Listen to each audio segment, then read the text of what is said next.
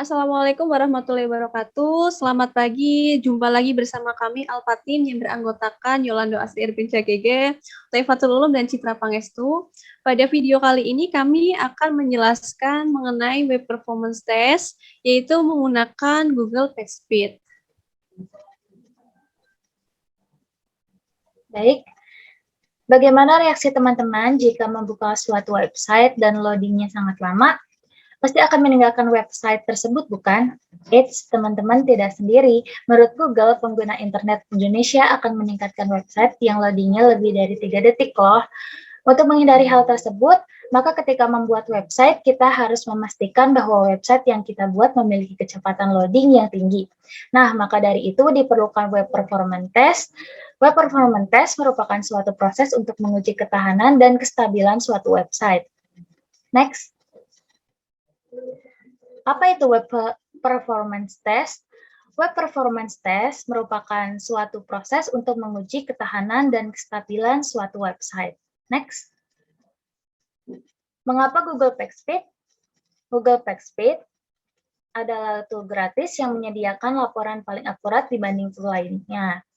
Selain itu, Google PageSpeed adalah tool yang resmi dirilis oleh Google sehingga indikator penilaian yang digunakan sudah sesuai dengan standar Google. Gak cuma itu loh, bahkan Google PageSpeed dapat menganalisis konten halaman web dan memberikan saran agar halaman tersebut menjadi lebih cepat. Next. Berikut merupakan langkah-langkah. Yang pertama, buka website PageSpeed Google, lalu ketik alamat website yang akan dites, lalu dapatkan analisis. Next. Berikut merupakan hasil analisis dari study case yang kita lakukan. Next. Nah, study case-nya di sini yaitu kita masih menggunakan website googlefitangga.com. Next. Dan setelah kita uji menggunakan PSI atau PageSpeed Insight, di sini kita menganalisis dari segi mobile-nya dulu. Di sini ada first content pane atau FCP, yaitu waktu di mana gambar atau teks pertama kali muncul, itu sekitar 1,6 second. Kemudian ada first input delay atau FID adalah jarak waktu antara interaksi pertama pengunjung dan respon pertama browser menanggapi interaksi tersebut. Di sini waktunya adalah 18 milisecond. Kemudian adalah largest contentful pane, yaitu menandai waktu saat teks atau gambar terbesar dimunculkan. Di sini waktunya yaitu 1,6 second. Selanjutnya adalah cumulative layout shift atau CLS, yaitu pergeseran icon atau tombol di website yang terlihat di keseluruhan layar pengunjung website. Ini waktunya sangat cepat, 0,00. Nah, website Anda akan termasuk cepat jika kedua nilai FCP dan FID itu sama-sama tinggi. Jika salah satunya baik FCP atau FID-nya itu mendapatkan nilai rendah, maka website Anda tuh termasuk lambat. Dan di sini kalau hijau tuh masih ukurannya cepat. Kalau kuning sedang, kalau merah tuh baru dikategorikan lambat. Next. Kemudian dari matriks, di sini ada matriks juga penilaiannya. Dan ini perlu diketahui, skala penilaian ini dimulai dari angka 0 hingga 100%.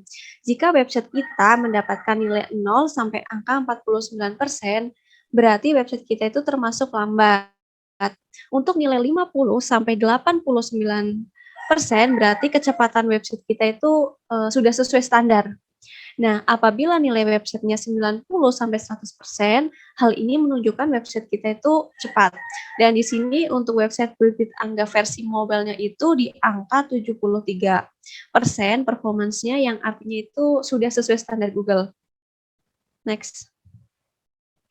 Kemudian ini ada penilaian juga, ada first content file-nya itu, pen-nya itu 2,6 second, di mana waktu gambar atau teks pertama muncul.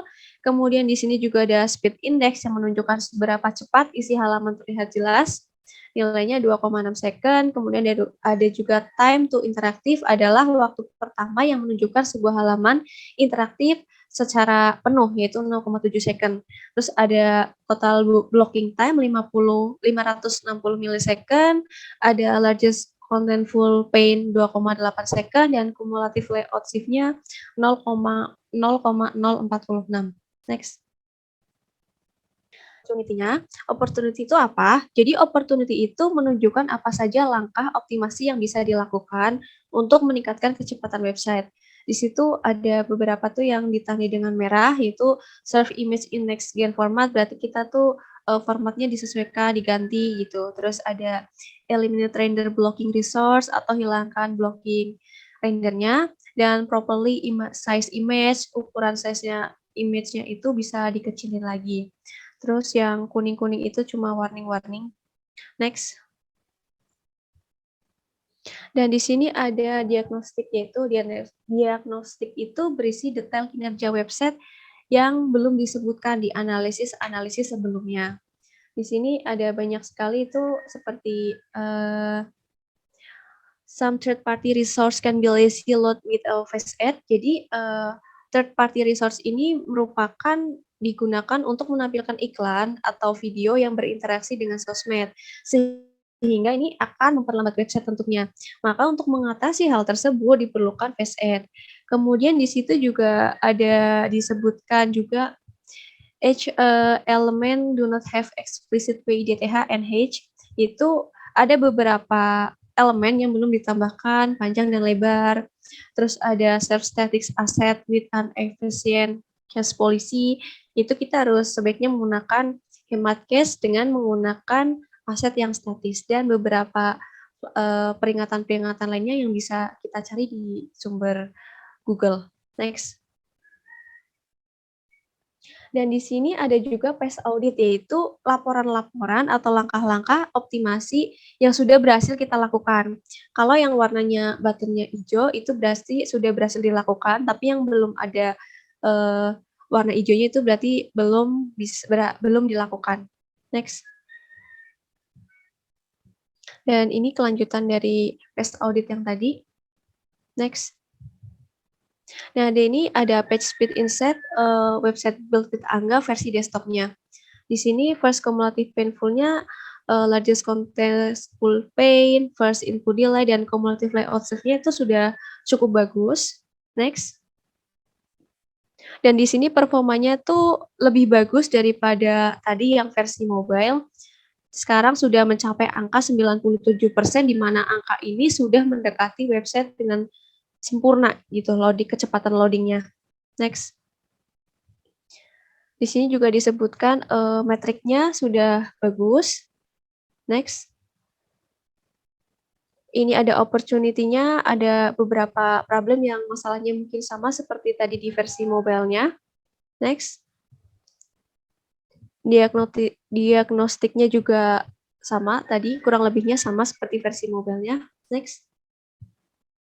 Dan ini PES audit-nya juga sudah bagus sekali, sudah banyak yang berwarna hijau. Next.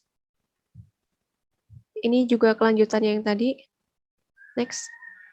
Nah, di sini ada beberapa cara mengatasi permasalahan penting untuk mendapatkan skor tinggi dari Google PageSpeed Insight atau tips and trick-nya. Yang pertama, kita bisa optimasi gambar atau kompres gambar. Yang kedua, menggunakan browser caching. Terus yang ketiga adalah minify HTML, CSS, dan JavaScript. FYI, minify itu adalah proses pengurangan data yang berulang dan tidak penting, baik itu di HTML, CSS, atau JavaScript. Kemudian yang terakhir adalah optimasi website di versi mobilenya. Berikut ini kami akan mendemokan cara menggunakan Google PageSpeed Insight. Kita klik linknya aja, di situ ada pagespeed.web.dev ya. Kemudian di sini kita cari website mana yang akan kita tes. Contohnya di sini misalnya adalah menggunakan website with Angga. Oke, kita copy URL-nya, kemudian kita paste di sini, dan kita analyze. Tunggu beberapa saat.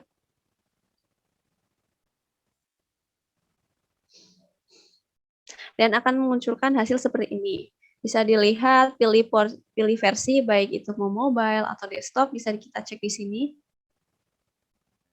Itu seperti yang sudah saya jelaskan tadi di PowerPoint. Oke, di sini kita juga bisa menguji website lain ya. Misalnya kita mau menguji website Shopee. Kita klik linknya Shopee, terus sama kita copy, kemudian kita paste di situ. Oke, analyze. Tunggu beberapa saat lagi. Oke, dan berikut adalah hasil analyze dari website Shopee. Demikian presentasi kami menggunakan PageSpeed Insight. Terima kasih telah menonton video kami dari awal sampai akhir. Sampai jumpa. Wassalamualaikum warahmatullahi wabarakatuh.